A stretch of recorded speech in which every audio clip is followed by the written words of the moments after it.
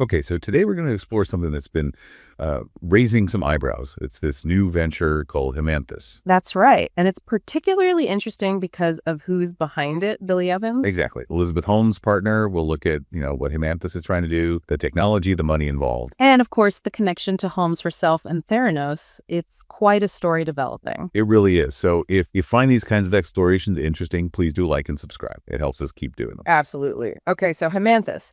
The basic idea, as I understand it, is they're raising funds for, well, the future of diagnostics. Right. Using blood, saliva, urine, testing for disease biomarkers. Which immediately sounds familiar. Very familiar. It mirrors the core promise of Theranos, doesn't it? It certainly does. And Billy Evans, he's not just Holmes's partner, but also the father of their two kids. And he's the one out there leading the fundraising for Hemanthus. Yeah. His LinkedIn profile is a bit cagey. Says he's working at a stealth startup since late 2022. Before that, he was at Luminar Technologies doing special projects. So the Theranos parallels, they're not subtle, are they? Not at all. Theranos was all about revolutionizing blood tests with tiny samples. And Hemanthus is using language like a radically new approach to health testing. It's bold language. And there's talk of a prototype device. Yes, reportedly using a laser to scan fluids. And the descriptions make it sound eerily similar to the Theranos Edison machine. Wow. Okay.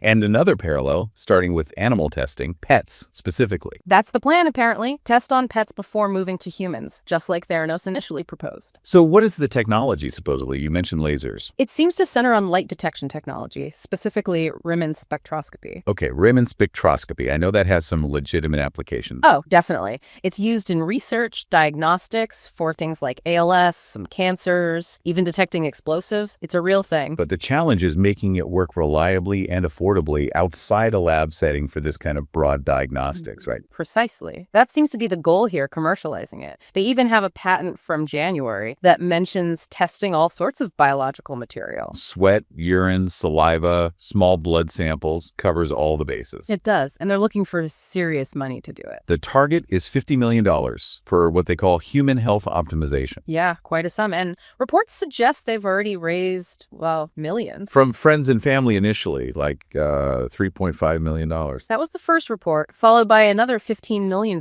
raised from supporters, so not insignificant seed money. But some big names have apparently passed. I saw James Breyer mentioned. Right, an early Facebook investor. And Michael Dell's VC firm, too. They reportedly declined. And Breyer apparently cited concerns. Yeah, concerns about scientific defensibility and clinical utility, which, Uh-oh is right. Those are the exact issues that sank Theranos. It's almost uncanny, history repeating, or trying not to. And then there's the Elizabeth Holmes angle. She's currently serving her sentence for the Theranos fraud. Yet she's reportedly advising Evans on this new startup from prison. How involved is she, though? Is that clear? It's a bit murky. Sources say she's providing guidance, but there's no plan for her to have a formal role in running the company. Which makes sense, legally and optically. Has Hemanthus addressed this connection? They have, actually. Yeah. On X, formerly Twitter, they acknowledge the skepticism is rational, so they have to clear a higher bar. And explicitly stated. This is not Theranos 2.0. Unnecessary statement, I suppose.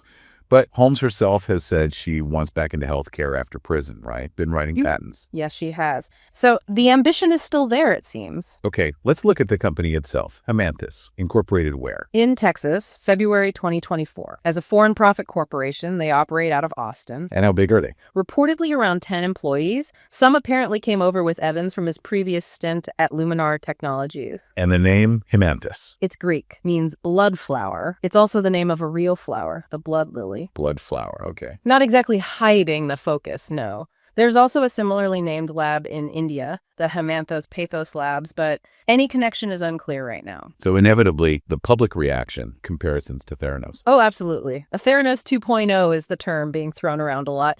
There's obvious concern about history repeating itself. Especially with the similar premise and, Holmes's shadow hovering over it. Definitely. And just for context, Evans and Holmes met back in 2017 during the Theranos investigation. Right. They got together, had 2 children. They're not married, but apparently plan to be. So it's a very close, personal, personal and now seemingly professional connection tied up in all this history. It really brings up a lot of questions, doesn't it? About innovation, second chances, risk. And just learning from the past, can Hemanthus actually deliver where Theranos so spectacularly failed? That hinges entirely on the tech being real and useful this time. And on gaining trust, investor trust, public trust. That's a huge hurdle given the background. Huge. And there are ethical questions too, right? Launching something so similar so soon after such a massive fraud case in the exact same field. It's definitely something to watch. The technology, the funding, the narrative they build. Yeah. It'll be fascinating to see how it unfolds. Indeed. Can they overcome the shadow of Theranos? Only time and actual results will tell. Well, that brings us to the end of this exploration into Hemanthus. Thank you for joining us. Yes, thank you. And please remember to like and subscribe for more analyses like this one.